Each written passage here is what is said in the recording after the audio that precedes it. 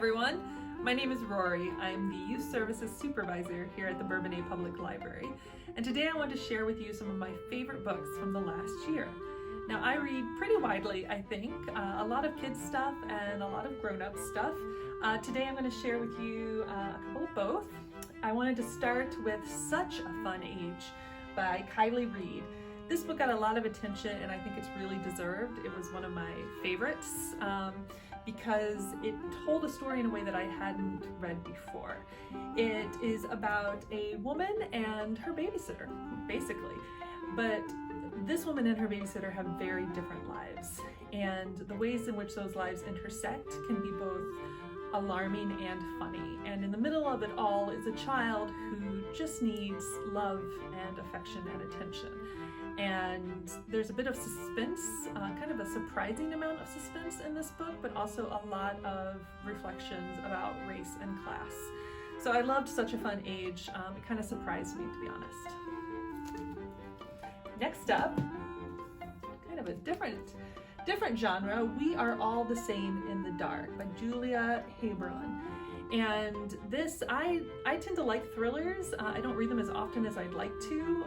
I always want to know that it's good. I want someone else to have told me that it's good, that it's really going to get me. This one, though, I took on a leap of faith because it is brand new, published this year. And I love a gothic suspense thriller, and this is that in spades. It's about a young cop in a southern town who is trying to solve a very old missing person case. And at the same time, a young woman shows up in town without any history herself. And how those are connected it unfolds in a fascinating way. And you've got all these strange characters, and you've also got a lot of trust issues in this town. And I wasn't able to figure out what was going to happen in the end, which of course makes you really appreciate a book's and an author's skill. So We Are All the Same in the Dark, highly recommended if you want some atmospheric thrillers. Next up, I love graphic novels. This is one of the most anticipated for me graphic novels this year. It's called Kent State by Durf Backdurf, and it's about the what I think of as murders, but some people just call shootings at Kent State back in the 70s. I wasn't very familiar with it. I'd seen the most famous images from that day, but this graphic novel has stunning art, really detailed, but sort of with Durf's signature style. I've read a lot of his stuff in the past, and it tells the stories of the young people who were killed that day, but it also tells the stories of the people who did the killing and why circumstances and events led up to this day. So I learned a lot, and there's a lot of stuff that is still really relevant today. It's not an easy read, but I think it's an important one.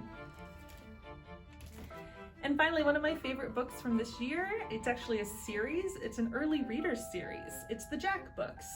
It's by Mac Barnett and Greg Pizzoli. Greg Pizzoli is one of my favorite illustrators. He's got a cartoony but really charming style.